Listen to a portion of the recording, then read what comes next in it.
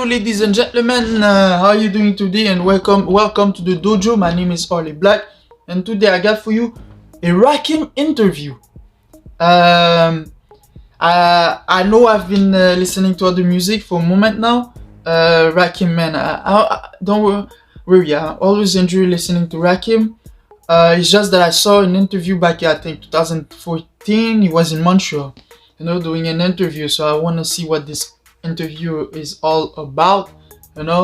I'll be getting in some more Rakim, Eric B and Rakim music pretty soon. Right now, I'm on some Kendrick and other artists. But don't worry, this channel is for music videos and any other videos. Anyways, Rakim interview at Montreality. Let's see. Hey yo, peace. It's the God Rakim, and you watching Montreality right now. Keep your face on the camera and your ear on the speaker. Stay tuned. Yeah. Oh, that's Paid in Full, I think. My story. Just love hip hop, man. Paid in Full. Love the energy, performing and getting that energy, back from the crowd. And it fuels me up to, want to keep writing rhymes, man. But just love the art, man. And I think the combination of that and wanting to get a message out just fuels, my fire, man, and it keeps me going. Believe it or not, man, I was one of the kids that I don't want to say I didn't like school. I guess my attention span was short, but when I was young, I was ABC student, made the honor roll a couple times.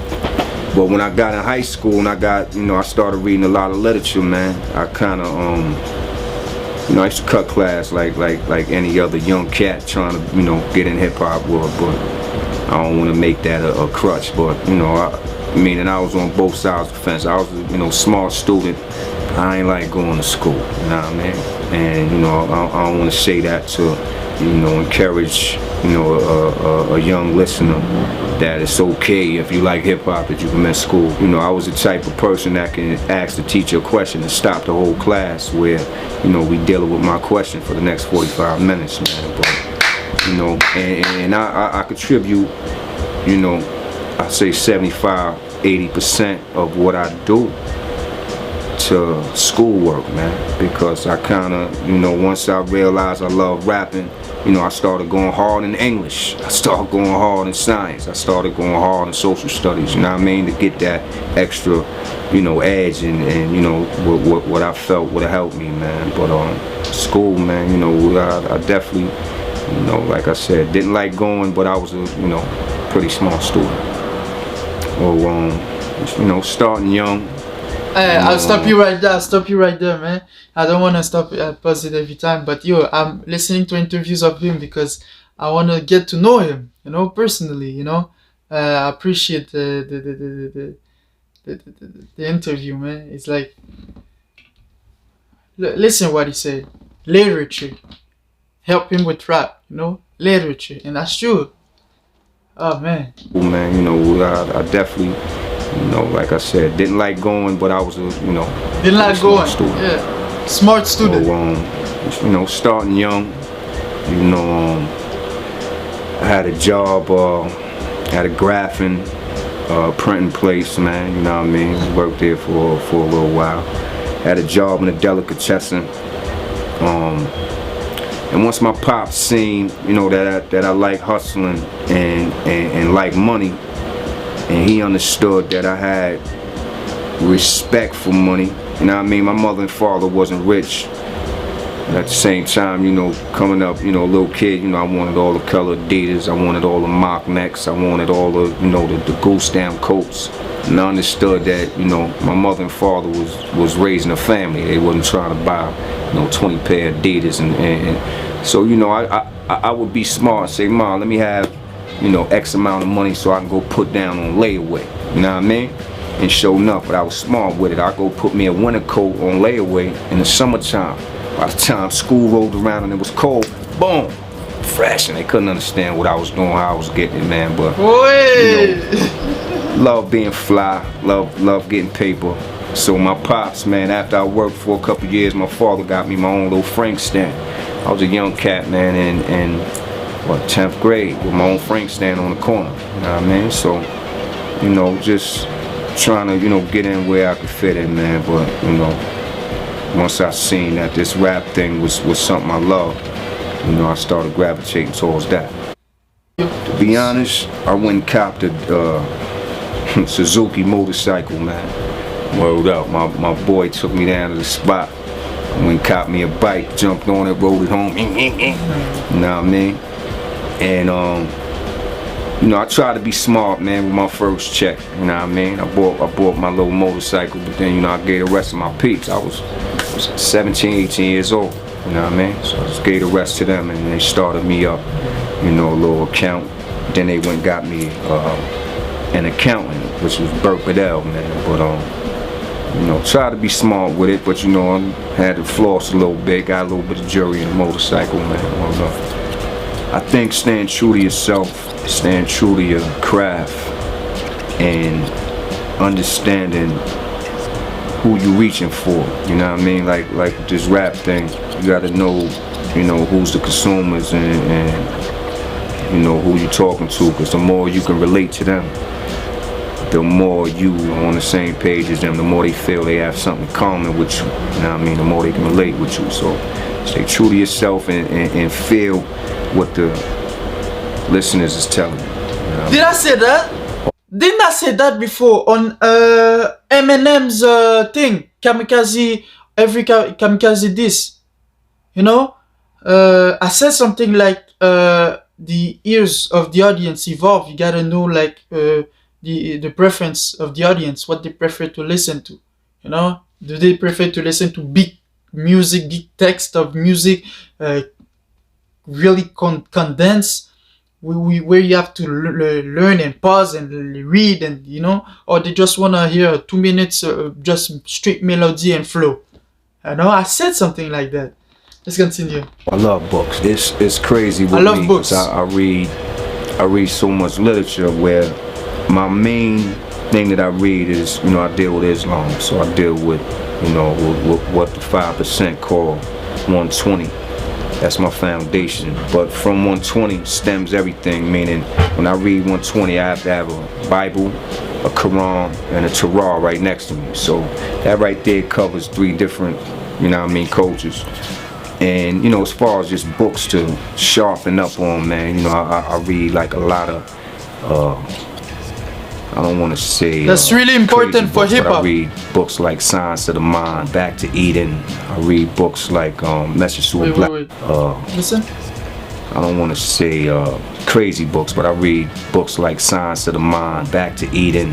I read books like Message to a Black Man, pseudo books. You know, whatever I can get my hands on. And the thing is the more that I read, the more places that it take me to, you know, explore other, you know, if it's a book or if I'm looking up a word in the Bible, then that takes me on another journey, you know what I mean? But, you know, I try to, you know, read as much as I can, and whatever out there I feel can, you know, help me and help who I'm speaking to as well. That's a good question. What would you call your book? Oh, but this part of the interview is so important. It speaks so much, man. And it's true, man. Like, yeah, when I read or somebody read to me, man, your mind travels. A word can make your mind travel, man. It's so important for hip hop. So important. I think about freestyling. It's so important. You need your mind to travel, to find words, this word match with it. House, mouse, glouse, I don't know, glouse, fouse, you know, and yo, it's so important. This one, listen. Journey, you know what I mean? But, you know, I try to, you know, read as much as I can, and whatever out there I feel can, you know, help me and help who I'm speaking to as well. That's a good question. I think if I was to write a book, I would call it What I Think You Should Know, because I think that's my whole focus. You know what I mean? When it comes to this MCing thing, I love MCing, but in the back of my mind, I'm always, giving subliminal messages or just, a little bit of light inside the, the rhyme, just so people can get a little more from it than just, let's get drunk or let's wild out. You know what I mean? Every now and then I hope that there's a piece of the rhyme that they can take and use it for everyday life or use it to encourage them or whatever the case is, man. My biggest fear is death, man. At the end of the day, I love life so much. Hey, Rakim, and this is... Rakim, you want to know my biggest fear? My biggest fear is having a fear. For everyday life or use it to encourage them or whatever the case is, man. My biggest fear is death, man. At the end of the day, I love life so much, and this is, over. You know what I mean? It's gonna be, it's gonna be something to miss, man. Like I said, man, life is so full of, energy, man, and living it, and then knowing that, we all gotta go back to the essence, man. So, I just wanna be here for as long as I can, you know what I mean? But death and Allah is the only thing I fear. Who's God? I'm God. We God. We God. I heard that before. But okay, why? For as long as I can, you know what I mean? But death and Allah is the only thing I fear. Who's God? I'm God. You God. We God. See the look. The message is we was put here and meant to be a little more involved with the cause than we are, you know what I mean? And I do songs like that indeed to show, and prove that I'm God, but to show and prove that, the Creator put us here, to be gods, man, and to almost mimic Him. You know what I mean? You know what I mean? So it's like, I think, like I said, I always want to get, that message across, and I feel if it's something that I feel is important that I'm supposed to get out there, then that's what I do. That's why, when you ask me, if I was to write a book, I would call it, What I Want You to Know. It's gratifying to me, man, that I can, say something and people come up to me and say, yo, man, I dig what you said. I can relate with it or help me or whatever the case is. That's what keeps me going.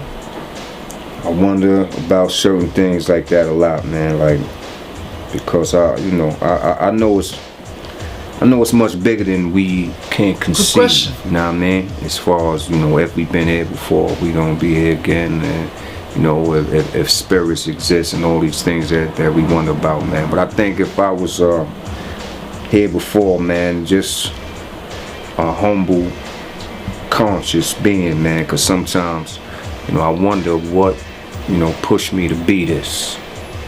You know what I mean? Maybe it is, something that was left over from a previous life, man. But I think just a conscious, humble person, man. Oh yeah, no doubt. I'm working on a new joint right now. At the same time, we trying to finish up the 25th anniversary paid in full joint. We want to get that out first, and then the album shortly after that. And I also got a record label as well, Raw Records. So I'm gonna be looking for artists and just trying to, keep my name planted in the game. Raw Records? Yo, it gave me the desire, the chills to start rapping, to get signed to his label. Game. Yeah, man, I like to think I got a lot, you know what I mean? But, before I met Eric B, you know what I mean, I was on my way to play football. Yeah, I remember. You know what I mean? I played quarterback football since I was 7 years old. I thought I was gonna be a quarterback.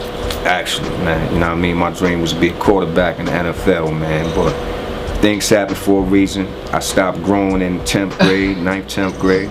You know, Eric B. and one of my football teammates is who brought Eric B. to my crib, Alvin Tony, you know what I mean? But I played football, I played the saxophone when I was young. That's what really got me understanding music, man, from learning how to read it and really, you know, getting into it. So when rap came around, it kind of, you know, was right there for me, you know what I mean? But I played sax, like I said, football, I played basketball, I played bass, you know. This is all, you know, from PAL school. I played school football, played PAL football, school basketball, PAL basketball, baseball, school. Now, man, I played everything that, you know, they had in the hood for a young cat to play, man. But, you know, I do a little bit of that. You know, I DJ as well, man. You know, I got kids, so I try to stay as active as I can to teach them as much as I can. The last time I spoke to Eric B, I think we was in Long Island for the Rock and Roll Hall of Fame, and yeah, we kicked it for a little bit. Me and Eric B, you know, we went through some differences, man, back in like 96, 97. You know what I mean? I wish him the best, but as far as you know, anything else, I just, you know, fall back and do me. You know, I remember this one time, we was at the skating ring, and one of the sound men that was setting up the turntables got into a little problem with somebody in the crowd. So he comes backstage like, yo, and one of the sound men that was setting up the turntables got into a little problem with somebody in the crowd. So he comes backstage like, yo, somebody just punched me in the eye. So me and Eric B was like, word, somebody just punched you in the eye? Oh, we gonna handle this thing. So we was counting our money. We just got finished getting off stage. We was counting our paper. So we counted the paper. We was like, all right, what happened? We opened the door up, and it seemed like the whole party was right at the door. So immediately I just rushed into the crowd to back everybody up, you know what I mean? And then quickly we noticed the people that was involved with it was kind of, you know, setting up the fight. So, you know, it might sound like a gangster fight, but trust me, it ain't. So we tee off, we about to start rocking, and one of the kids that we was about to fight just takes off. The sound effects. So Eric B started chasing him. Now keep in mind, we in a roller skating ring, right? So Eric B is behind this cat, and the kid is just pulling away, and Eric B is reaching for him to the point where he almost about to fall. So Eric just give it all he got and reach out and grab the back of this dude's coat. It just so happened he had a sheepskin on. Now the sheepskins back in the day had like this pattern on the back of your coat where it was like a square. So when Eric B reached out and grabbed this dude's coat, the whole back square ripped off, and Eric B went sliding across the about 25 feet, man. Me, Eric B, his brother, and everybody else, we laughed at that for about 4 hours straight, man. I almost got arrested because I was teeing off on this one kid, but you know, that's a whole nother story, man. But to see my man Eric B, 6-something, 200-something pounds, sliding across the floor on the sheepskin coat, it was hilarious, man. So, man, Eric, man, I know if you happen to jump on this, you might be mad for a second, but I know you're gonna bust out laughing as soon as you picture yourself sliding across the floor, kid. That's a good question, man. Top 5. I'm gonna take it back to Melly Mel and Kumo D. Yeah. Grandmaster Cass. Because it's like them cats right there, and a lot of people may not know who I'm speaking on, but most of them do. When I was coming up, you know, that's the people that inspired me, taught me hip hop, and laid it down to a point where I kind of understood it and took it where I took it. You know what I mean? But I salute them brothers right there. After that, I'll leave those last two in the air, man. But you know, because I love the game so much, man. I appreciate so many people for different things. You know, I understand that hip hop is so widespread right now, and the styles are so widespread that at this point, you know, it almost can't be one king. You know what I mean? There's so many different styles now, so you gotta kind of, you know, like I admire Busta Rhymes for the, you know what I mean? You know, that's, you know, then I admire people like, you know, Fabulous for keeping that New York vibe and just staying on some, you know what I mean? Admire cats like Jay-Z for putting it down and then also taking it to the next level with his business, you know what I mean? So it's like I'm such a fan of hip hop, man. I can't even, you know, say one or two, because I got a whole lot of other ones that I love giving props to, man. But I will pay homage to them brothers that introduced me to this and taught me well and allowed me to be here today. Oh, yeah, it's a bunch, man. From New York, you know, I'll say Fred the Godson. You know, I think he's somebody that needs to be heard more. He needs that plateau, so he can, you know, do what he do, because he do what he do well, man. I like that kid. And you know, there's so many, man. You know, you got Wale coming up strong. You got J. Cole, you know what I mean? A lot of cats coming up, you know what I mean? Brothers in the West Coast. I'm just like a fan, and I'm almost like a proud papa watching everything blossom. So, you know, I just love to see it pop off, man. So, you know, big up to the people that truly love this craft, man, and represent it from the heart. You know, money gonna be there. Rep the trade first, man, and you know, people see that, and people that love it, as far as, you know, your fellow artists and, you know, the consumers as well, man, they'll see what it is and respect you for that. So keep rapping. Yeah. I kind of got an ear on his music before I went to the radio station, man, and you know, ASAP's an up and coming cat. We need more of that in the game, you know what I mean? Especially New York, man. You know, so many other cities is doing well with new artists, man. And you know, I feel good when, that's why, you know, I said Fred the Godson. I feel good when I see a New York artist come out and rep New York hard. And you know, big up to ASAP, and keep doing what you're doing, man. Brothers like French Montana trying to, you know, rep New York hard and keep that gutter alive, man. You know what I mean? So, oh yeah, I had tattoos for a long time too. I'm just kind of laid back, like I don't always, you know, floss with them, but you know, this song, I'm back. I'm kind of tatted up. I got about 15 tats. What's in my pockets? You got a badge on? You good? You want it? Alright, let me show you what this is, man. Man, I got a little gum in my pocket, man. Got my do-rag, you know what I mean? Let me show you how I get down. I got some receipts. A couple cards. That's how your boy do. You know what I mean? That's a question that Montreality asks to every artist, you know? They ask every artist, what you have in your pocket. That's just, you know, classic. Well, classic. It's just a question that they have, you know. I got some receipts. A couple cards. That's how your boy do. You know what I mean? That's how I go on stage, man. Just, you know, not knowing me. Just... All folks always have paper in their hands. There's that. Try to be light, you know what I mean? You know, just do me. Just the way I represent it, man. Hopefully it could be. What's the name of the beats playing in the back? I'm asking the question to myself.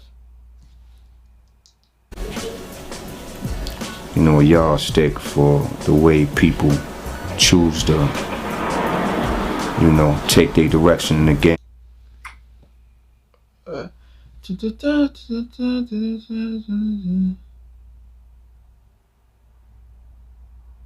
I know.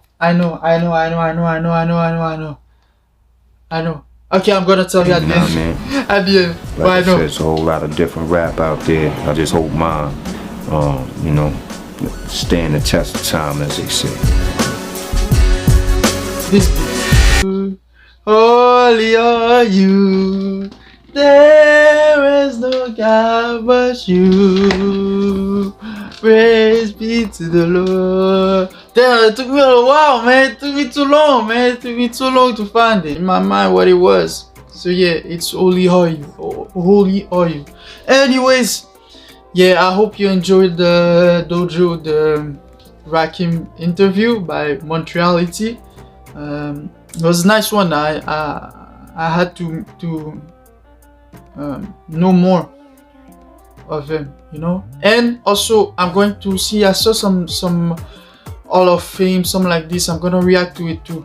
I saw some other interviews that Rakim did. I'm gonna react to them too, you know. From interviews, I can get to know him better, you know.